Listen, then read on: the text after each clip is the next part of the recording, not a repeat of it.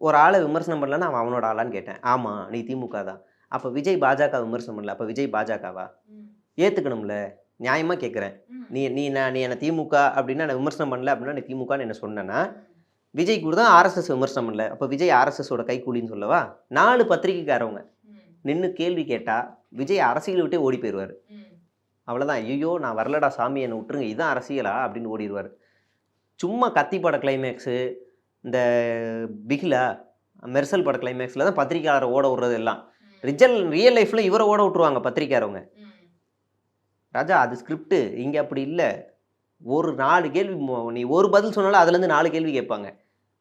பத்திரிக்கையாளரை handle பண்ணுறதுக்கு சில திறமைகள் வேணும். அவ்வளோ சீக்கிரம் சாத்தியம் இல்லை அது. இப்போல்லாம் இங்கே யாராவது ஒரு ஆள் மாட்டினா காலி ஆயிடுவாங்க. அவ்வளோ ஷார்ப்பாக இருக்காங்க. அதனால அவருக்கு பயம்.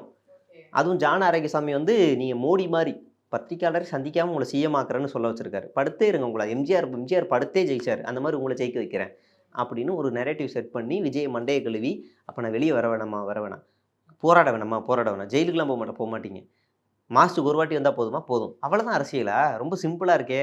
ஓகே நாளைக்கு கட்சி தொடங்குவோம் அப்படின்னு வந்தவர் தான் விஜய்.